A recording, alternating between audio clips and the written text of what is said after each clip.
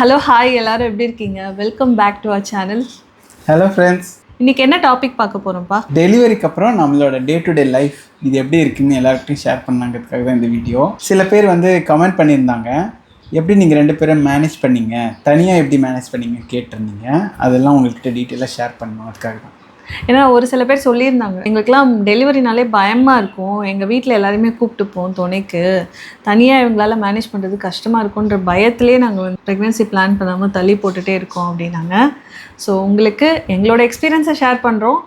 அது உங்களுக்கு ஓரளவுக்கு ஏதாவது மேட்ச் பண்ணுற மாதிரி இருந்ததுன்னா நீங்கள் அதை ஃபாலோ பண்ணுங்கள், எல்லாம் தெரிஞ்சு வச்சுக்கோங்க, உங்களுக்கு யூஸ்ஃபுல்லாக இருக்கும். எஸ், டெலிவரி எக்ஸ்பீரியன்ஸ் நாங்கள் சொல்லிட்டோம். போஸ்ட் டெலிவரி நாங்கள் வீட்டுக்கு தான் வந்துட்டோம் இல்லையா, அதுலேருந்து இன்னைக்கு வரைக்கும் நாங்கள் எப்படி எங்களோட டே டு டே லைஃப்பை மேனேஜ் பண்ணுறோன்றது தான் பார்க்க போகிறோம். அது மட்டும் இல்லாமல் என்னோடய பழைய ஃபோட்டோஸ், போன வீடியோவில் மிஸ் பண்ண அந்த பாதி விஷயம், என்னோடய பழைய ஃபோட்டோஸ்லாம் இருக்கு இல்லையா, மேரேஜ் டைமில் எடுத்த ஃபோட்டோஸு, ஈவன் ப்ரெக்னென்சிக்கு முன்னாடி வரைக்கும் எடுத்த ஃபோட்டோஸ் எல்லாமே இருக்குது, அதெல்லாம் நம்ம ஷேர் பண்ணலாம். நல்லா ஃபன்னாக இன்ட்ரெஸ்டிங்காக இருக்கும். அது பின்னாடி பிஹைண்ட் த ஸ்டோரிஸ்லாம் நிறைய இருக்குது, அதெல்லாம் நாங்கள் ஷேர் பண்ணுறது எல்லாமே ப்ரெக்னென்சி பிளான் பண்ணுறவங்களுக்கு, ப்ளஸ் ஆல்ரெடி ப்ரெக்னெண்ட்டாக இருக்கிறவங்களுக்கு, ப்ரெக்னென்சிலாம் தள்ளி போட்டிருப்பாங்களே பயத்தினால, அவங்க எல்லாருக்குமே யூஸ்ஃபுல்லாக இருக்கும். ஸோ தெரிஞ்சு வச்சுக்கோங்க.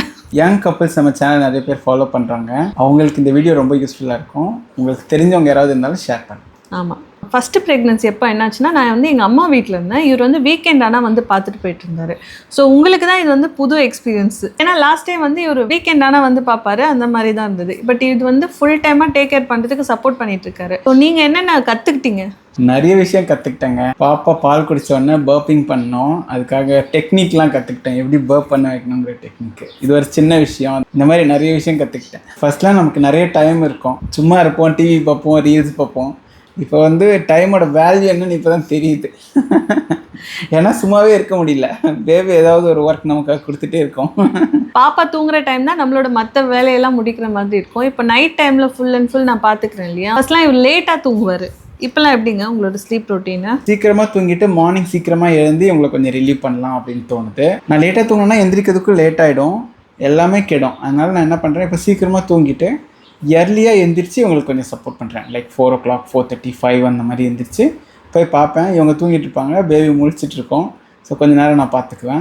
அப்புறம் இவங்க ஒரு 7:30, 8 மாதிரி எந்திரிப்பாங்க. அதுக்கப்புறம் இவங்க கொஞ்சம் ஃபீடிங்லாம் பண்ணதுக்கப்புறம் கொஞ்சம் நேரம் நான் பார்த்துக்குவேன். ஸோ இந்த மாதிரி தான் ஷிஃப்ட் மாதிரி ஆயிடுச்சு. தெரியாதவங்களுக்கு சொல்லிடுறேன், பாப்பா பிறக்குது அப்படின்னா அந்த குழந்தை 8 மணி நேரம்லாம் தூங்காது, 1.5 மணி நேரம் 2 மணி நேரம் தான் தூங்கும். மேக்ஸிமம் 3 மணி நேரத்துக்கு மேலே பாப்பாவை தூங்க விடக்கூடாது. 3 மணி நேரமே அதிகம். உடனே பால் கொடுத்துடணும். 3 hours ஒன்ஸ்க்கு ஃபீட் பண்ணிகிட்டே இருந்தது தான் பாடி ஹைட்ரேட்டடாக இருக்கும். பாப்பாக்கு அது அவங்க தூங்கிட்டே இருக்காங்கன்னு சொல்லிட்டுலாம் விடக்கூடாது, நம்ம ரெகுலராக ஃபீடிங் பண்ணிகிட்டே இருக்கணும் பாப்பாக்கு. இப்போ அட் ஸ்டேஜ் என்னால் 8 மணி நேரம் தூங்க முடியாது. இவங்களும் அவங்க டைமிங்க்கு ஏற்ற மாதிரி அடாப்ட் ஆகிட்டாங்க. அந்த பாப்பா தூங்குற டைம் நைட் டைமில் தான் கொஞ்சம் கஷ்டமாக இருக்கும், கண் அப்படியே சொக்கும். ஃபர்ஸ்ட்லாம் நல்ல டைம் இருக்கும்போதெல்லாம் விடிய ஃபோன் பார்த்துட்டு இருப்பேன். இப்போலாம் கண்ணு சொக்குது, தூங்க முடியல, கஷ்டமாக இருக்கும். அதுக்கப்புறம் ஒரு சில பேர் சொல்லியிருந்தாங்க, நல்லா ஜாலியாக ஷேர் பண்ணியிருந்தீங்க டெலிவரி எக்ஸ்பீரியன்ஸை, அழலியா அப்படின்னு கேட்டிருந்தாங்க. அழுதங்க. ஆப்ரேஷன்னா சி செக்ஷன் பண்ணி தானே நம்மளுக்கு ஆப்ரேட் பண்ணி பேபியை வெளில எடுப்பாங்க. ஸோ நம்மளால் இறங்கியே நடக்க முடியாது, அதை நான் போன வீடியோலே சொல்லியிருந்தேன். ஸோ இறங்க முடியாத டைமில் அந்த வலி ஜிவ்வுன்னு ஏறும். அப்போ நான் அன்றைக்கி அழுதேன்ல. ஆமாம், அந்த நெக்ஸ்ட் டே நீங்கள் அந்த வீடியோலே பார்த்தீங்கன்னா தெரியும், சேரில் உட்காந்துட்டு இருப்பாங்க, அப்போ கண்ணெலாம் வீங்கி இருக்கும் அழுது. அதாவது ஒரு வாட்டி என்னால் முடியாமல் பர்ஸ்ட் அவுட் ஆகிட்டு அழுதேன். பட் அதுக்கப்புறம் கண்ணை தொடச்சிட்டு நமக்கு நாமே அப்படின்னு சொல்லிட்டு நடக்க ஆரம்பிச்சிட்டேன்.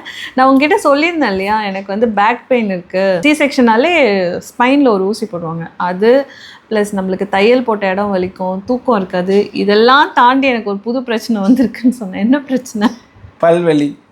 இது என்ன பிரமாதம், இதோட ஸ்பெஷல் ஐட்டம் ஒன்று இருக்குன்ற மாதிரி எனக்கு பல்வலி வந்துடுச்சுங்க. இத்தனை நாள் வரவே இல்லை, போய் செக் பண்ணால் சொல்கிறாங்க எனக்கு சீழ் கட்டிடுச்சு பல்லில். ஃபர்ஸ்ட் வந்துடுச்சு ஆல்ரெடின்னு சொல்லிட்டாங்க. அதனால தான் இவங்களுக்கே தெரியல அந்த சீழ் வச்சது. பெயின் ரொம்ப அன்பேரபிளாக இருந்துச்சு. ஃபில்லிங் பண்ண பல்லில் அடியில் எங்கேருந்தையோ கேப் வலியாக வந்துடுச்சு. டாக்டரை போய் பார்க்கறதுக்கு முன்னாடி அந்த நைட் டைமில் தான் வலி தெரிஞ்சது. விடிய அந்த கர்ச்சீஃப் எடுத்து முகத்தில் போட்டுன்னு இப்படி அழுதுட்டு இருப்பேங்க. எனக்கு இந்த போஸ்ட்மார்ட்டம் பிரச்சனையை கூட நான் மேனேஜ் பண்ணிவிடுவேன். இந்த பல்லு வலி முடியல. என்னோடய ஃபாலோவர்ஸ் எல்லாருக்கும் நான் ரிக்வெஸ்ட் பண்ணி கேட்டுக்கிறேன், தயவு செஞ்சு டென்டல் செக்அப் போங்க. ஆமாம், ஏதோ ஒரு பிரச்சனைக்காக நம்ம பார்க்க போகும்போது புதுசாக குறுக்க இந்த கௌஷிக் வந்தான்ற மாதிரி நம்ம பல் நம்ம உயிரை வாங்கிடும். என்னது பல்லு வலியான்ற மாதிரி தோணும், உயிர் வலி மாதிரி இருக்குது. ரொம்ப மோசமாயிடுச்சு, அழுது ஜிவ்வுன்னு ஏறிச்சு.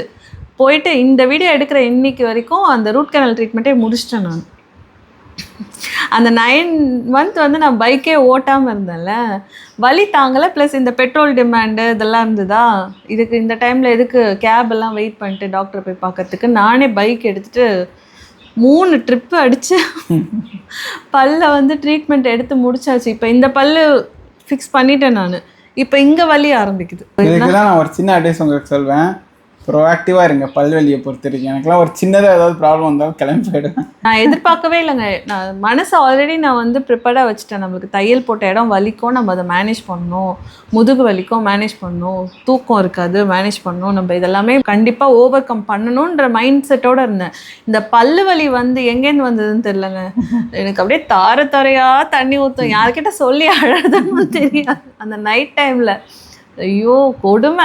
ஆனால் ஒரு பல்லு ஃபிக்ஸ் பண்ணியாச்சு. இப்போது அந்த ரூட் கேனல் ட்ரீட்மெண்ட் 3 சிட்டிங் போயே வந்துட்டேன், ஒரு வாரத்துலேயே போயிட்டு ஃபிக்ஸ் பண்ணிட்டேன். இப்போ இங்கேயும் இருக்குது. ஆனால் அந்த டாக்டரே சொன்னாங்க, நீங்கள் ஃபீடிங் பண்ணுறீங்க, அதனால் வந்து கொஞ்சம் நம்ம ஒரு 2 months கேப் விடலாம், இந்த சைடு சாப்பிட்டுக்கோங்க அப்படின்னாங்க. ஸோ இது வந்து நடுவில் ஒரு மெசேஜ் உங்களுக்காக, தயவு செஞ்சு எல்லாருமே போய் டென்டல் செக்அப் பண்ணுங்க. இயர்லி ஒன்ஸ் வந்து ஹெல்த் செக்அப் பண்ணுங்க, டென்டல் செக்அப் பண்ணுங்க. இவர் ரொம்ப உஷாரா இருக்காருங்க. நான் இது எல்லாமே பண்ணுவேன். இயர்லி ஒன்ஸ் ஹெல்த் செக்அப் கண்டிப்பா போயிடுவேன். டென்டல் ப்ராப்ளம் வர மாதிரி இருந்ததுன்னா போவேன். ஐ செக்அப் ஆனுவலாக நான் பண்ண வேண்டியது பண்ணிகிட்டே தான் இருக்கேன். எனக்கு வலியில் அழும்போது நான் கேட்டது இதுதான், ஏங்க உங்களுக்கு இந்த மாதிரிலாம் வலிச்சது இல்லையாங்க அப்படின்னு கேட்டேன். அதுக்கு என்னங்க சொன்னீங்க நீங்கள்? நான் ஒரு ரொட்டீன் வச்சுருப்பேங்க, என்னோட கேலண்டர்லேயே மார்க் பண்ணி வச்சுருப்பேன். மார்ச் மந்தில் ஹெல்த் செக்அப் பண்ணணும்னு சொல்லிட்டு கரெக்டாக மார்ச் மந்த் முடியறதுக்குள்ளே ஹெல்த் செக்அப் பண்ணிவிடுவேன். அதுக்கப்புறம் டென்டல் வந்து தேவைப்படுமான்னு பார்ப்பேன். தேவைப்பட்டால் கண்டிப்பாக என்னையும் கூட்டிகிட்டு போயிருக்கலாம்ல செக்அப்க்கு. இவங்க வரமாட்டாங்கங்க. போங்க, நான் ரொம்ப ஃபீல் பண்ணேங்க. இவங்க வந்து அந்த லாஸ்ட் மினிட் வர வரைக்கும் வெயிட் பண்ணுவாங்க. அது வரைக்கும் ப்ரோஆக்டிவாலாம் வரமாட்டாங்க. சரி, கம்ப்ளைண்ட் பண்ணிட்டீங்களா? டெலிவரிக்கு அப்புறம் எனக்காக இவர் வந்து இந்த பெல்ட் வாங்கி கொடுத்துருக்காரு. என்னதுங்க இந்த பெல்ட்டு? நீங்கள் எங்கே இதெல்லாம் பார்த்து கண்டுபிடிச்சி வாங்கி? போஸ்ட்மார்ட்டம் பெல்ட்டுன்னு சொல்லி பார்த்தேன் நான். இந்த ஃப்ளிப்கார்ட், அமேசானில் பேபி ரிலேட்டடாக ஏதாவது தேடினேன்னு வச்சுக்கோங்க, அது ரிலேட்டடாக எல்லா ப்ராடக்ட்ஸும் வந்துடும்.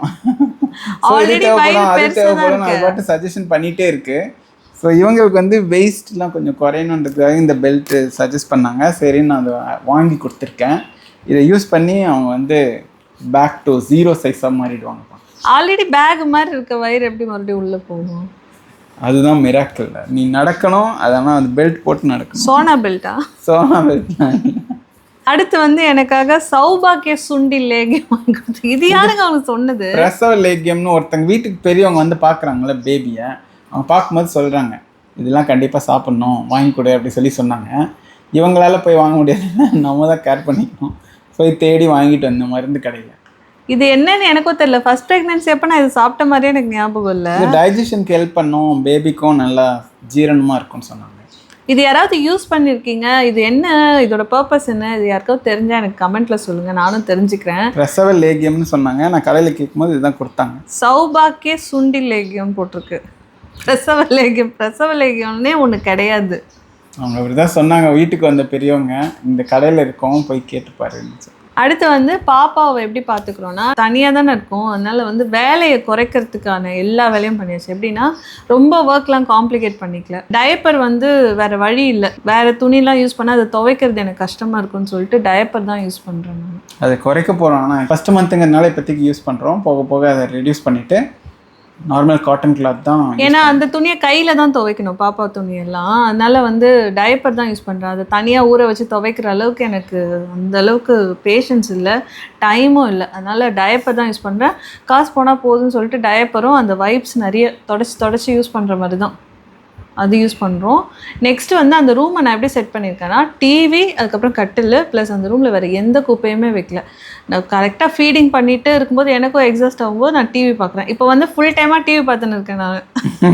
ஏதாவது ப்ரோக்ராம் பார்த்து ரிவ்யூ கொடுக்க சொன்னால் நான் கொடுக்க ரெடி. ஏனென்றால் நான் 24/7 டிவி பார்த்து கொண்டிருக்கிறேன். உனக்கு வேலை இல்லை தெரியுது எனக்கு. அப்படி இல்லை,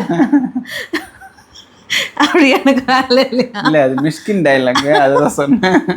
ஸோ நான் வந்து டிவி பார்த்துட்டே தான் இருக்கேன். டிவி பார்த்துட்டே அந்த ரூமில் டிவி அதுக்கேற்ற மாதிரி தான் ஃபிக்ஸ் பண்ணிட்டேன். போன வீடியோவில், அந்த பழைய வீடியோவில் சொல்லியிருந்தாரு பாருங்க, நான் சித்து விளையாட்டு பண்ணி அங்கங்கே இருந்த டிவியை கட்டி இங்கே மாட்டேன், எல்லாமே முன்னாடியே யோசிச்சு இந்த ரூமில் ஃபிட் பண்ணிட்டேன். ஸோ டிவி பார்த்துட்டே தான் வந்து ஃபீட் பண்ணிட்டு இருக்கேன். இந்த மாதிரி விஷயத்தில் ப்ரோஆக்டிவாக இருக்காங்கங்க. ஹெல்த் விஷயத்தில் ப்ரோஆக்டிவாக இல்லை. இந்த மாதிரி முன்னாடி இதை பண்ணணும், முன்னாடி அதை பண்ணி வச்சுக்கணும். ஹாயாக இருக்கணும், நம்ம டிவி பார்க்கணும். ஹாயா இல்ல, அட கடவுளே, என்னங்க நான் தாயா இருக்கேங்க. தாயா இருக்காங்க ஏங்க, அதாவது நம்மளால கொடுத்துட்டு போர் அடிக்கும், ஒரு மாதிரி ஸ்ட்ரெஸ்ஸாக கூட ஆகும் இல்லையா? என்னடா ஒரே ரூம்குள்ளே இருக்கும் ரொம்ப நேரமான்னு சொல்லிட்டு பாப்பா விட்டு நகர்ந்து போக முடியாதுல்ல. அதனால தான் டிவியை வச்சு அழகாக ரூம் செட் பண்ணியாச்சு. நான் அந்த ரூமில் தான் இருக்கேன். டிவி லைட் எல்லாம் போட்டு, ரைஸ் லைட் எல்லாம் போட்டு அந்த ரூமையே வேற மாதிரி ரெடி பண்ணியிருக்காங்க.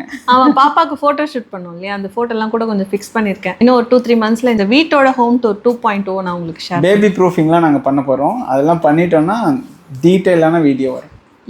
அடுத்து வந்து தண்ணி நிறைய குடிக்க ஆரம்பிச்சிட்டாங்க. எனக்கு இப்போ என்ன தெரியுமா, பசி அகோர பசின்ற மாதிரி. ஆல்ரெடி நல்லா தான் சாப்பிடுவேன், இப்போ நல்லா பசிக்குது ஃபீடிங் பண்ணுறதுனால. ப்ளஸ் வந்து மதர் ஃபீடை நான் ஸ்டாப் பண்ணல, பம்பிங் கிட் வாங்கி யூஸ் பண்ணிகிட்ருக்கேன். ஸோ நியூ மதர்ஸ் பார்க்குறீங்கன்னா பம்பிங் கிட் வாங்கிக்கோங்க, மேனுவலே வாங்கிக்கோங்க. எலக்ட்ரானிக் நான் யூஸ் பண்ணதில்லை, எனக்கு தெரியல அதை பற்றி. இப்போ நான் சொல்கிறது ஃபுல்லாக ஓரலாக சொல்கிறேன் இல்லையா, அது தெரிஞ்சவங்களால தான் ரிலேட் பண்ணிக்க முடியும். ஸோ நம்மளால் அந்தளவுக்கு விஷுவல் எஃபெக்ட்ஸ்லாம் போட்டு எடிட்டிங் பண்ணுற அளவுக்கு நான் இன்னும் ரெடி ஆகலை. இன்னும் நீங்கள் கற்றுக்கல அந்த எடிட்டிங்கை. யாராவது எடிட்டிங் தெரிஞ்சவங்க தெரிஞ்சால் எனக்கு வந்து மெசேஜ் பண்ணுங்க, அவங்ககிட்ட கற்றுக்குறேன். ஓகேவா? ஓகே. அடுத்தது பாப்பா வந்து எனக்கும் குளிப்பாட்ட தெரியாது, நியூ பார்ன் பேபியை, இவருக்கும் குளிப்பாட்ட தெரியாது. ஸோ நாங்கள் அதுக்கு வந்து ஆல் செட் பண்ணிட்டோம். ஒருத்தவங்க நம்ம அப்பார்ட்மெண்ட்லேயே வந்து அழகாக குளிப்பாட்டி கொடுத்துட்டு போகிறாங்க. ஸோ அதுக்கு மட்டும் நாங்கள் வெளியிலேருந்து ஆள் ஃபிக்ஸ் பண்ணிட்டோம். வீட்டு வேலையெல்லாம் நாங்களே மாற்றி தான் செய்கிறோம். நான் டிஸ்சார்ஜ் ஆகி வீட்டுக்கு வந்ததுலேருந்து நான் தான் வேலை செய்கிறேன், மாவு அரைக்கிறது. ஏன்னா படுத்தோன்னா எனக்கு ஒரு பயம் வந்துருச்சுங்க. ஃபஸ்ட் ப்ரெக்னென்சி எப்போ என்னாச்சுன்னா, அந்த ப்ரெக்னென்சி டெலிவரிக்கு அப்புறமும் வெயிட் கரெக்டாக தான் இருந்தது. அந்த அடுத்த ஒரு வருஷம் தான் தக தக தக தக தகுன்னு நான் ஆகிட்டேன். அந்த பழைய ஃபோட்டோ நான் ஆட் பண்ணுவேன்னா நீங்களாம் பயந்துருவீங்க. அதனால் இந்த வாட்டி கொஞ்சம் பயம். ஐயோ, உட்காந்த இடத்துல இருக்கக்கூடாது, வெயிட்டு போட்டுரும், ஏதாவது வேலை செய்யுன்னு சொல்லிட்டு வீட்டில் எல்லா வேலையும் செஞ்சிட்ருக்கேன். தண்ணி வந்து மேலே படாத அளவுக்கு தான் வேலை செஞ்சிட்ருக்கேன். ஸோ அதனால் பயம் இல்லை. சரியா? உங்களுக்கு யாருக்காவது சி செக்ஷன் பண்ணாலும் சரி, நார்மல் டெலிவரினாலும் சரி, வீட்டு வேலையெல்லாம் கொஞ்சம் நீங்களாக செய்ய பழகுங்க. ரொம்ப பயப்படுற அளவுக்கு ஒன்றுமே இல்லை. நிறைய எங்கள் அப்பாவோட ஊர் நேட்டிவ்லலாம் நான் பார்த்துருக்கேன். நிறைய பேர் வந்து ப்ரெக்னென்சிக்கு அப்புறமும் வயல் வேலைக்கெலாம் போய் நான் பார்த்துருக்கேன். ஆனால் சில ரீல்ஸ்லாம் பயங்கரமாக ரொம்ப ஹார்ட் டச்சிங்காக மியூசிக்லாம் போட்டு ரொம்ப, ஐயோ அதெல்லாம் எனக்கு அது தெரியல, அவங்களால வலி தாங்க முடியுமான்னு. ஈவன் நான் கேள்விப்பட்டேன், எங்களை பார்க்க வந்தவங்க வந்துட்டு நான் வேலை செஞ்சுட்டு இருந்ததை பார்த்துட்டு, இன்னும் நீ ரெஸ்ட் எடுக்காமல் வேலை செஞ்சுட்ருக்க அப்படின்னாங்க. வேலைன்னா அப்படியே இழுத்து போட்டு செய்யறதில்ல, பொறுமையாக மூவ் பண்ணி பொறுமையாக ஒர்க் பண்ணுறது, சாமான் தொலைக்கிறது, அதுக்கப்புறம் வந்து வீட்டில் மாவு அரைக்கிறது, இந்த மாதிரி வேலை சமைக்கிறது எல்லாம் நான் பண்ணிகிட்ருக்கேன். ஏன்னா நான் பண்ணணும், ஆக்டிவாக இருக்கணுன்றதுக்காக பண்ணிகிட்ருக்கேன். அப்போ அவங்க சொன்னாங்க, நிறைய பேர் அவங்க பார்த்துருக்காங்க 2 months 3 monthsலாம் ரெஸ்ட் எடுத்துகிட்டு மூவ் பண்ண முடியாமல் இருக்காங்கன்னு சொல்லிட்டு. அது என்னால் புரிஞ்சிக்க முடியல. அந்த அளவுக்கு பெயின் வந்து இருக்கும் தான், கண்டிப்பாக சி செக்ஷன் பண்ணால் பெயின் இருக்க தான் செய்யும். அதே நினச்சிட்டு வேலை எதுவுமே செய்யாமல் இருந்தோன்னா பாடி நல்லா வெயிட் போட ஆரம்பிச்சிடும். என்ன விஷயம், நீ நடுவில் பேக்கிங்கும் பண்ணிகிட்டு இருக்கல? ஐயோ, அது என்னோட மந்த்லி இன்கம், அது எப்படி பண்ணாமல் இருக்க முடியும்? இஎம்ஐ கட்டி ஆகணும்ல. எக்ஸ்பென்ஸ் வீட்டிலே சொல்லியிருந்தேன், எனக்கு என்ன நடந்தாலும் அந்த காசை நான் ரெடி பண்ணால் தான் இஎம்ஐ கட்ட முடியும் அப்படின்னு சொல்லிட்டு. அதுக்கப்புறம் கைனகாலஜிஸ்ட் விசிட் பண்ணியிருந்தோம் நாங்கள். கைனகாலஜிஸ்ட் எனக்கு கொடுத்த அட்வைஸ் எல்லாம் நம்ம ஃபாலோவர்ஸ்க்கு கொஞ்சம் சொல்லிடுங்க. ஆமாம், நாங்கள் பார்த்த கைனகாலஜிஸ்ட் இருக்காங்களே, ஆப்ரேஷன் பண்ணாங்க, அவங்களே திரும்ப போய் கன்சல்ட் பண்ணோம் இவங்களோட ஃபாலோ அப் ட்ரீட்மெண்ட்காக. அவங்க சொன்னாங்க, இவங்க வந்து எல்லா விஷயத்தையும் பிடிச்சி பண்ணுங்க, எதையுமே வந்து கடமையாக நினைக்காதீங்க, ஒரு ஸ்ட்ரெஸ் வந்துடும். ஸோ எல்லாத்தையுமே பிடிச்சி பண்ணுங்கள். ஃபீடிங் பண்ணுறதா இருக்கட்டும், பேபியை கேரிங் பண்ணுறது, பால் கொடுக்கறதா இருக்கட்டும், தூங்குறது, கேரிங் பண்ணுறது, அதெல்லாம் சொல்கிறது. அதுக்கப்புறம் உங்களுக்கு ரொம்ப ஸ்ட்ரெஸ்ஃபுல்லாக இருந்துச்சு, ரொம்ப டயர்டாக இருக்குன்னா கொஞ்சம் நேரம் பிரேக் எடுத்துகிட்டு வெளியே போயிட்டு வாங்க. உங்களுக்கு பிடிச்ச ஷாப்பிங் ஏதாவது பண்ணுங்கள், வெளியே எங்கேயோ போய் உங்களுக்கு பிடிச்ச விஷயத்தை பண்ணிவிட்டு வாங்க. ஒரு 1 hour 2 hour அந்த மாதிரி பண்ணிங்கன்னா ஸ்ட்ரெஸ் இல்லாமல் ஹாப்பியாக பண்ணுவீங்க நீங்கள் எது செஞ்சாலும் அப்படி சொன்னாங்க. இந்த மெசேஜ்லாம் உங்களுக்கு. அதுக்கப்புறம் இவங்களுக்கு ஹீமோகுளோபின் இன்னும் ஏறவே இல்லை, முன்னாடிலேருந்து கம்மியாக தான் இருக்குது. இப்போ எனக்கு ஆமாம் ஏறவும் இல்லை இப்போவும். அதனால் இவங்களுக்கு ஃபுட்டெல்லாம் இன்னும் கொஞ்சம் பார்த்து சாப்பிட சொல்லியிருக்காங்க. ஹெல்த்தியான கீரை, ஈரல், பீட்ரூட் ஜூஸு, டேட்ஸு, இந்த மாதிரிலாம் சாப்பிட சொல்லியிருக்காங்க. முடிஞ்ச வரைக்கும் இவங்களும் சாப்பிட்டுட்டு இருக்காங்க, ஆனால் ஏற மாட்டேங்குதுங்க. உங்களுக்கு ஏதாவது வீட்டு வைத்தியம் செஞ்சால் சொல்லுங்கள். நியூட்ரிஷனாக சாப்பிட்டா தானே பாடி சீக்கிரம் ரெக்கவர் ஆகும். அதனால அதெல்லாம் சொன்னாங்க. போஸ்ட்மார்ட்டம் சொன்னாங்க. அதுக்கப்புறம் ஃபேமிலி பிளானிங் பற்றி மறுபடியும் கேட்டாங்க அவங்க. ஆக்சுவலாக 3rd பேபி பிளான் இருக்குங்க. அதனால தான் போன வாட்டி வந்து ஃபேமிலி பிளானிங் ஆப்ரேஷன் வேணான்னு சொல்லியிருந்தோம். அதை வந்து ஹாஸ்பிட்டலில் வேறு எங்களை பார்த்தாங்கல்ல, நாங்கள் தனியாக மேனேஜ் பண்ணுறதை பார்த்து ஃபேமிலி பிளானிங் பற்றியும் பேசியிருந்தாங்க. நிறைய பேர் கமெண்ட்லேயும் கூட சொல்லியிருந்தாங்க, நீங்கள் ஃபேமிலி பிளானிங் ஆப்ரேஷன் அப்பயே பண்ணியிருக்கலாம்ல சிஸ்டர், 2nd பேபி பிறந்தாச்சுல அப்படின்னு. அப்படிலாம் இல்லைங்க, 3rd பேபி பிளான் இருக்குது. நமக்கு வந்து பணம் இருக்கோ இல்லையோ, நம்ம வாழ்க்கையை ஃபுல்லாக லவ் அண்ட் அஃபெக்ஷன் நிறைய இருக்கணும்னு நாங்கள் ஆசைப்படுறோம். எங்கள் ஃபேமிலியை வந்து அழகாக ஒற்றுமையாக இருக்கணும், ஒற்றுமையாக ஒரு ஃபேமிலி உருவாக்கணும்னு நாங்கள் வந்து ஆசைப்படுறோம். லவ்ஃபுல்லாக ஒரு கேரிங்கோட ஒரு ஃபேமிலியை பில்ட் பண்ணுறது அப்படின்னு நிறைய லேர்ன் பண்ணி செஞ்சிட்ருக்கோம் நாங்கள். ஸோ அதனால் வந்து ஃபேமிலி பிளானிங் அதை பற்றியே நாங்கள் யோசிக்கல. அதை பற்றி இப்போதைக்கு பிளானும் இல்லை. No plan for family planning. அடுத்து என்னோட பழைய ஃபோட்டோ பார்த்துடலாமா? ஷியோர். நீ டான்ஸிங் பண்ணி அந்த வீடியோ போடுவியா? நான் இப்போ கூட டான்ஸ் பண்ணுறதுக்கு ரெடி தான். ரீல்ஸ் போட்டுடலாமா டான்ஸ் பண்ணி? நோ, நான் கேட்டது அப்போ டான்ஸ் பண்ணது, இப்போ டான்ஸ் பண்ண போகிறது இல்லை. ஹார்ட் டிரைவில் இருக்கும், அது ஒரு நாள் எடுத்து நம்ம ஃபாலோவர்ஸ்க்கு ஷேர் பண்ணலாம். சரியா?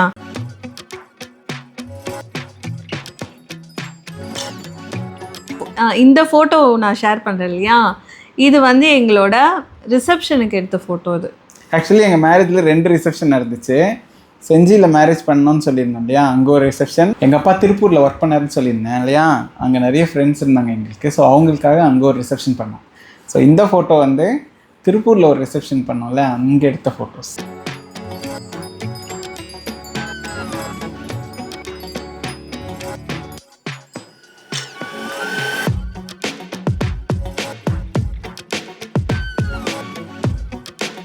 இது வந்து என்னோட வெட்டிங் டைமில் எடுத்த கேண்டிட் ஃபோட்டோ. எவ்வளோ அழகாக இருக்கேன் பாருங்க.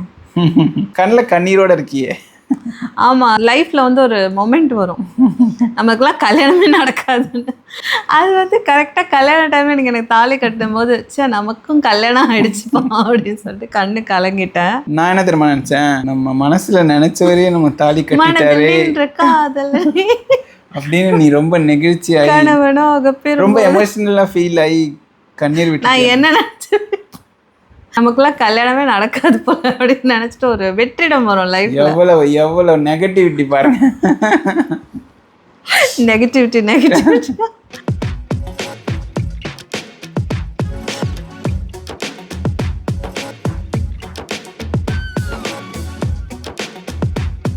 இந்த ஃபோட்டோ வந்து எங்களோட ஹனிமூன் அப்போ எடுத்தது. அப்போ கூட ஒல்லியாக தாங்க இருந்தேன்.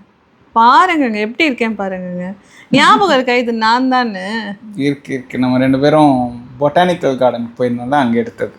நான் வந்து ஹனிமூனுக்கு வந்து ஊட்டி போகணுன்னு ஆசைப்பட்டேன். ஏன்னா நான் ஆல்ரெடி ஃப்ரெண்ட்ஸ் கூட ஊட்டி போயிருந்தேன். அப்போது எனக்கு ஊட்டி பார்த்துட்டு இவ்வளோ அழகான ஊரான்னு தோணுச்சு. ஏன்னா நான் சென்னை தான், அங்கங்கே சந்து எங்கே பார்த்தாலும் டிராஃபிக்னே பார்த்துருந்துட்டேன். ஊட்டி ஃபுல்லாக அழகாக மலை பிரதேசம், ஃபுல்லாக க்ரீனரி. அதனால் கல்யாண டைமில் சொல்லியிருந்தேன், என்னங்க நம்ம ஊட்டி போகலாம் ஹனிமூனுக்குன்னு சொல்லிட்டு. அதனால தான் ஊட்டி போகிறதுக்கு அடிஷ்னலாக இவர் என்ன பண்ணார்னா, உனக்கு வேறு என்ன ஆசை அப்படின்னு கேட்டேன். வேறு என்ன ஆசைன்னு கேட்டேன்னா எனக்கு ஞாபகம் இல்லை. நான் நினச்சேன் இவங்க வந்து நிறைய ட்ராவல் பண்ணதில்லை. பேசிக்காக கல்யாணத்துக்கு முன்னாடி சரி ஒரே ஒரு தடவை ஊட்டிக்கு போயிருக்காங்க, வேறு எங்கேயும் பெருசாக ட்ராவல் பண்ணதில்லை.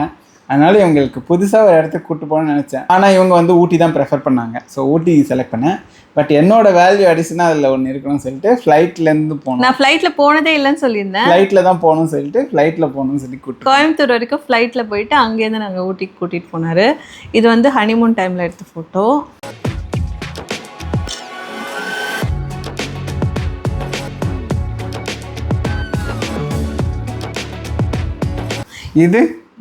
this is nice. இது வந்து எங்களோட என்கேஜ்மெண்ட் டைமில் எடுத்த ஃபோட்டோ. நான் எவ்வளோ ஒல்லியாக இருந்திருக்கேன். அப்போவே என்னை வந்து குண்டா இருக்கேன்னு சொல்லுவாங்க என் ஃப்ரெண்ட்ஸு. அட கடவுளை, அதுங்க ஃப்ரெண்ட்ஷிப்லாம் கட் பண்ணணும் சனி எனக்கு. அப்போவே நான் வந்து குண்டா இருக்கேன், எனக்கு சதை தோங்குது. உண்மையிலே இப்போதான் நான் குண்டா இருக்கேன். டபுள் சின்ன வந்து நகர முடியாமல் இருக்கேன். ஃபஸ்ட்டு இப்போவே வந்து நான் குண்டாக இருக்கேன். என்னை ரொம்ப எந்த அளவுக்கு என்னை இன்ஃபீரியராக ஃபீல் பண்ண வைக்க முடியுமோ அந்த அளவுக்கு ஃபீல் பண்ண வச்சுருக்காங்க. என்னென்னா ஹேர் வந்து நான் ஒரிஜினல் ஹேர் தான் வளர்த்தேன். இடுப்புக்கு கீழே வரைக்கும் லாங் ஹேர் தான் வச்சுருப்பேன். நான் எப்படி என்ன பண்ணுவேன்னா, ஹேர் ஸ்டைல் பண்ணுறேன்னா ஃப்ரண்ட் கட்டிங் மட்டும் பண்ணிப்பேன், கீழே ட்ரிம் பண்ணுவேன். ஸோ அப்போ வந்து பார்க்குறதுக்கும் அழகாக இருக்கும், லாங் ஹேராகவும் இருக்கும்னு சொல்லிட்டு. நான் அதாவது கல்யாணத்துக்கு போனால் கூட அங்கே இருக்க ஃபோட்டோகிராஃபர்ஸ் என்னை தனியாக ஒரு ஃபோட்டோ எடுப்பாங்க.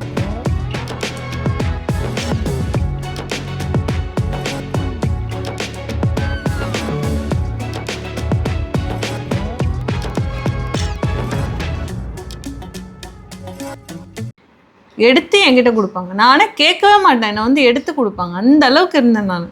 பந்தாவா இருந்திருக்கேன். பந்தாவா? உடனே இவர் அது என்ன நெகட்டிவிட்டின்னு சொல்லிட்டு நீங்கள் அதில் ஒரு நெகட்டிவிட்டி போடுங்க. என்னை வந்து எப்படி தெரியுமா இன்ஃபீரியராக ஃபீல் பண்ண வச்சாங்க? நான் வந்து கலராக இல்லை, நீ கொஞ்சம் கலராக இருந்திருக்கலான்வாங்க. நம்ம என்ன தான் கஷ்டப்பட்டு நல்லா ட்ரெஸ் பண்ணி நம்மளை நல்லா செல்ஃப் கேர் பண்ணிக்கிட்டாலும் அவங்க வந்து என் ஃப்ரெண்ட்ஸ் சொல்லுவாங்க நீ கொஞ்சம் கலராக இருக்கலான்வாங்க. நானும் உட்காந்து அப்படியா கேட்டுட்டு இருப்பேன் நான். நீ அப்போ ஏதாவது டேன் இருக்குன்னு சொல்லிட்டு இதெல்லாம் க்ரீம்லாம் போட்டுட்டு இருப்பியே, மறந்துட்டியா? வெயிலுக்காக சரின்னு க்ரீம் போடுவேன். எனக்கு கலர் ஆகிறத பற்றி எனக்கு விருப்பம் கிடையாது. பட் என்ன அந்த அளவுக்கு இன்ஃபீரியராக ஃபீல் பண்ண வச்சுட்டு இருப்பாங்க. அதாவது நம்மக்கிட்ட பேசுகிற அந்த 5 நிமிஷத்தில் கூட நம்ம மூஞ்சி வெள்ளையாக இருக்கணும்னு எதிர்பார்ப்பாங்க. எனக்கு அந்த மாதிரி அந்த தேங்க் காட் எல்லாரோட ஃப்ரெண்ட்ஷிப்பும் நான் கட் பண்ணிட்டேன். நான் ஒரிஜினல் ஹேர் தாங்க வச்சுருந்தேன். நம்ம ஒரு கம்பெனியில் ஒர்க் பண்ணல, அந்த கம்பெனியில் கூட ஒர்க் பண்ணியிருந்த ஒரு பொண்ணு கூட இந்த கையெல்லாம் கருப்பாக இருக்குது, என் ஃபேஸ்க்கு நான் மேக்கப் பண்ணிக்கிறேன், கையெல்லாம் கருப்பாக இருக்குன்னு சொல்லிட்டு கைக்கெலாம் ஏதோ பண்ணிகிட்டு இருந்தாங்க. ஞாபகம் இருக்கா? அது கலர்லாம் ஒரு விஷயமே இல்லை. எனக்கு இப்போ தான் அந்த மெச்சூரிட்டி வந்திருக்கு. அந்த 10 இயர்ஸ் 8 இயர்ஸ் முன்னாடிலாம் வந்து எனக்கு நீ கொஞ்சம் ஃபேராக இருக்கணும்னு சொல்லுவாங்க. அதனால என்னை வந்து குரூப் ஃபோட்டோவில் வந்து என்னை பின்னாடி நிற்க வைக்கிறது, என் கலரை வச்சே என்னை வந்து டீமோட்டிவேட் பண்ணுற மாதிரியே அந்த எது பேசினாலும் அந்த கலர் டாபிக் வந்துடும். இப்போவும் எல்லாருமே கலர் இம்பார்ட்டன்ஸ் கொடுக்குறாங்களா?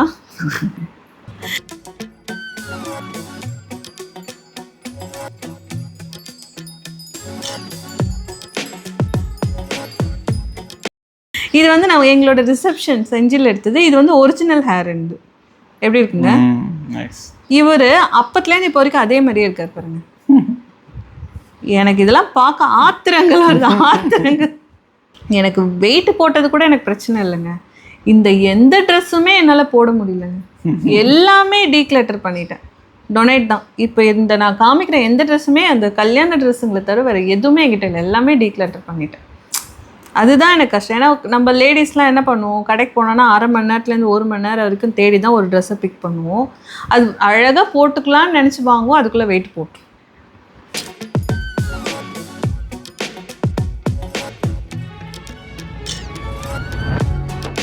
இது எப்படிங்க இருக்குது? இந்த ஃபோட்டோ எப்படிங்க இருக்கு? சூப்பராக இருக்குது. ப்ரொஃபஷனல் ஃபோட்டோகிராஃபர் எடுத்ததா?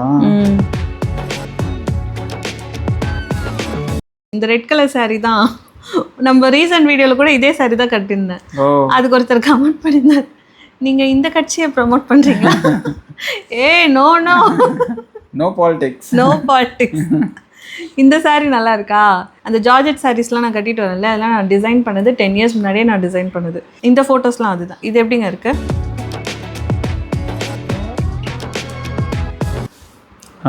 இந்த ஃபோட்டோ எனக்கு ஞாபகம் இருக்குது. பொண்ணு பார்க்க வந்ததுக்கப்புறம் நம்ம போய் அட்டன் பண்ணது, நம்ம கலி கூட கல்யாணத்தை அட்டன் பண்ணோம். இந்த ஃபோட்டோ ஒன்று காட்டுறேங்க. இந்த ஃபோட்டோ வந்துட்டு நான் இவர்கிட்ட பேசிகிட்டு இருப்பேன், நாங்கள் கலீக்ஸாக இருக்கும்போது. இவர் பேசும்போது நான் கவனிச்சிட்டு இருப்பேன். அதை அந்த ஃபோட்டோகிராஃபர் எடுத்து என்கிட்ட கொடுத்தாரு. அது I never new you will become my partner. இந்த ஃபோட்டோ நல்லா இருக்கா? இது வந்து ஊட்டிக்கு நான் ஃப்ரெண்ட்ஸோட போயிருந்தேன்னு சொன்னேன்ல, அங்கே எடுத்த ஃபோட்டோ. இது கிளென் மார்கன் ஒரு இடம். அது வந்து டூரிஸ்ட் பிளேஸ் கிடையாது, எல்லாருமே அலோவ் பண்ண மாட்டாங்க. அது அந்த ஃப்ரெண்டோட இன்ஃப்ளூயன்ஸ்னால அங்கே போயிருந்தோம் நாங்கள். நல்லா இருக்கா? இது ஃபுல்லாக ஊட்டியில் எடுத்த ஃபோட்டோஸ் தான்.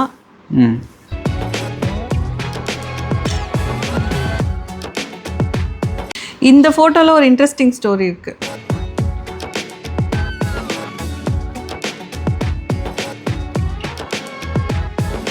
இந்த ஃபோட்டோவில் நான் ஏன் கையை இப்படி காட்டுறேன்னு சொல்லுங்கள். இந்த டீ எஸ்டேட்டை நாங்கள் ஃப்ரெண்ட்ஸோட போயிருந்தோம்னு சொல்லியிருந்தோம் இல்லையா, அப்போ நாங்கள் ஒரு ரெசார்ட்டில் தங்கியிருந்தோம். அதோட பேக் சைட் ஃபுல்லாக ஒரு பெரிய டீ எஸ்டேட்டு, தூரத்துலலாம் இல்லை, அப்படியே தடுக்குனா டீ எஸ்டேட்டு, கையை வச்சு தொட்டுக்கலாம் அந்த மாதிரி இருந்தது. அவங்க சொன்னாங்க அந்த டீ எஸ்டேட் வந்து ஷாருக் கான்தோ இல்லை அமீர் கான்தோ அப்படின்னாங்க. நம்மளால ஷாருக் கான் அமீர் கானெல்லாம் நேரில் போய் பார்க்க முடியாது, ஆனால் அவங்க டீ எஸ்டேட்டை பார்க்கலாம்ல சொல்லிட்டு கையை வச்சு இப்படி காமிச்சு ஒரு ஃபோட்டோ எடுத்திருப்பேன். இதுதான் அது. இப்போ புரியுதா இந்த ஃபோட்டோக்கு நான் ஏன் எப்படி போஸ் கொடுத்தேன்னு? நம்மளும் ஒரு நாள் டீ எஸ்டேட் வாங்குறோங்க. எவ்வளோங்க இருக்கும்? அதை வாங்குறது பெருசு இல்லை, அதை மெயின்டைன் பண்ண முடியாது. அப்படியே அது பெரிய பிஸ்னஸ்.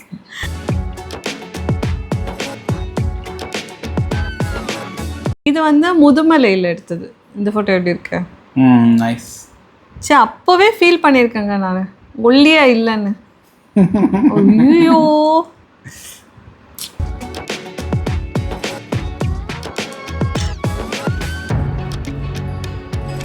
இது எப்படிங்க இருக்கு? இது நல்லா இருக்கு.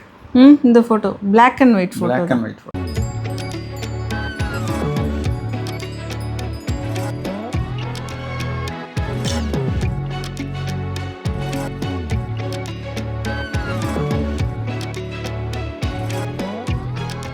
பாருங்க எப்படி இருந்தேன்னா இப்படி ஆயிட்டேன். இவரு கல்யாணத்துக்கு முன்னாடியும் இதே மாதிரி தான் இருந்தார், இப்போவும் இப்படி தான் இருக்காரு. இதுலேருந்து உங்களுக்கு என்ன தெரியுது? நான் இவரை எந்த அளவுக்கு வச்சிருக்கேன், இவர் என்ன எந்த அளவுக்கு வச்சிருக்காருன்றதை நீங்க தெரிஞ்சுக்கோங்க. இதை இப்படியும் பார்க்கலாம். என்னன்னு? நான் வந்து எனக்கு சரியா சாப்பாடு போடாமல் நான் அப்படியே இருக்கேன், நான் உனக்கு நல்ல சாப்பாடு போட்டு நீ குண்டாயிட்ட. இப்படியும் பார்க்கலாம்ல. ஓரளவுக்கு கரெக்ட். ஏன்னா நல்லா சூப்பராக பிரியாணி செய்வாருங்க. இந்த 3 தட்டு சாப்பிடுவேன். பட் இந்த வாட்டி கண்டிப்பாக வெயிட் லாஸ் பண்ணுறோம். ஓகே, எங்கள் பழைய ஆஃபீஸ் டீமில் நாங்கள் என்னென்னா சம்டைம்ஸ் எண்ணெய் வச்சுட்டு நல்லா எண்ணெய் இங்கே அந்த மாதிரி கூட தலை பின்னிட்டு போயிருக்கோம். நாங்கள் கொண்டெல்லாம் போட்டு போயிருக்கோம். ஏன்னா அந்த டீம் அந்த ஒர்க் என்விரான்மெண்ட் அந்த மாதிரி. எங்கள் டீமில் ஒரு பையன் இருக்கான், அவங்ககிட்ட நாங்கள் ஏதோ அன்றைக்கி கேஷுவலாக பேசிகிட்டு இருக்கும்போது சொன்னோம். பையனுக்கு அப்போ பொண்ணு தேடிட்டு இருந்தாங்க. நாங்கள் உனக்கு என்ன மாதிரி எக்ஸ்பெக்டேஷன் இருக்குதுன்னு சொல்லி சும்மா கேட்டுட்டு இருப்போம்ல. அப்போ அவன் சொன்னான், இங்கே ஒரு பொண்ணு போகிறாங்க பாருங்கள், அந்த பொண்ணு எப்போவுமே நல்லா க்ரூம்டாக இருப்பாங்க, எனக்கு அது பிடிக்கும் அப்படின்னா. சரி, நாங்கள் எல்லாருமே வாஷ்ரூம் போயிட்டு அந்த பொண்ணுக்கிட்ட எப்படியாவது பேசலாம், அந்த பொண்ணு என்ன டீம்னு தெரிஞ்சுக்கலாம்னு சொல்லிட்டு போனால் அந்த பொண்ணு வந்து தாலி போட்டுருந்துருந்தாங்க. நாங்கள்லாம் வந்து இவங்ககிட்ட சொன்னோம், அந்த பொண்ணு கல்யாணம் ஆயிடுச்சுப்பா.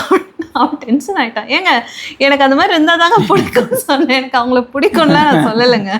ஓ அப்படியா, ஏன்ப்பா அப்படி சொன்னேன்? இல்லைங்க, அவங்க வந்து அவங்கள செல்ஃப் கேர் பண்ணிக்கிறாங்க, அவங்கள டேக் கேர் பண்ணிக்கிறது எங்களுக்கு ரொம்ப பிடிக்கும்.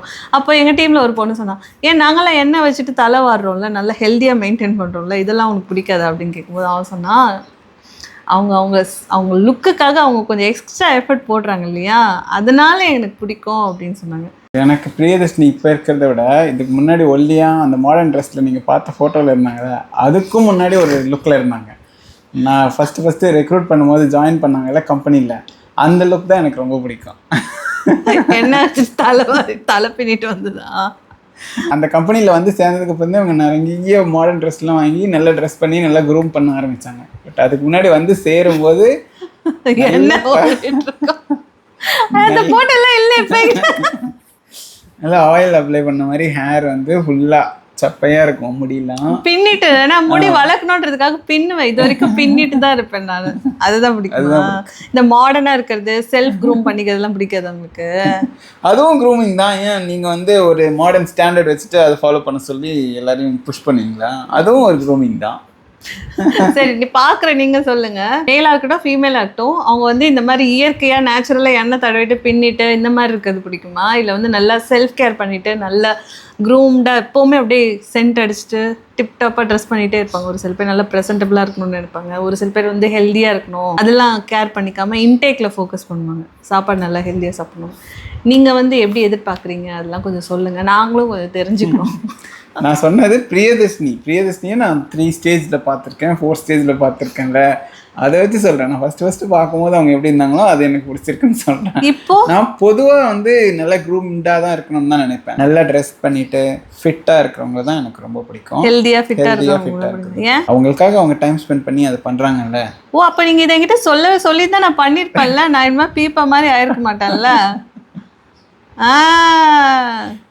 இப்படி சொல்கிறவங்க தான் பிரியாணி செஞ்சால் இன்னொரு தட்டு கூடு அப்படின்னு சொல்லி பிரச்சனை பண்ணுவாங்க. நான் என்னமோ எங்ககிட்ட சொல்லலை அப்படின்னு நினச்சிக்காதீங்க. குறிப்பால் உணர்த்தியிருக்கேன், போதும் பிரியாணி நிறுத்திக்கலாம் அப்படி சொல்லி. She never listen. சரி, இந்த வாட்டி கண்டிப்பாக வெயிட் லாஸ் பண்ணுறோம். ஓகே, பழைய அந்த அளவுக்கு போக முடியாது. அட்லீஸ்ட் ஒரு இப்போ நான் வந்து 73 kg இருக்கேன். அட்லீஸ்ட் ஒரு 8 kg ஹெல்த்தியாக குறைக்கணும் முடியும். சரியா? சரி, அவ்வளோதான், வீடியோட எண்டுக்கு வந்தாச்சு. எங்களோட ரொட்டீன் என்னன்னு ஷேர் பண்ணிட்டோம். என்னோட பழைய ஃபோட்டோ, பழைய நினைவுகள் எல்லாமே ஷேர் பண்ணியாச்சு. நீங்களும் உங்களோட பழைய ஃபோட்டோஸ்லாம் இருந்ததுன்னா எடுத்து பாருங்கள். உங்களோட 10 years டிஃப்ரென்ஸு, 5 yearsல எந்த அளவுக்கு டிஃப்ரென்ஸாக இருக்கீங்க எல்லாமே பார்த்து உங்களோட அனுபவங்களெல்லாம் ஷேர் பண்ணுங்கள், நாங்களும் தெரிஞ்சுக்கிறோம். சரியா? உங்களை அடுத்த ஒரு யூஸ்ஃபுல்லான அண்ட் இன்ட்ரெஸ்டிங்கான வீடியோவில் வந்து பார்க்குறோம். அது வரைக்கும் பாய். Bye-bye.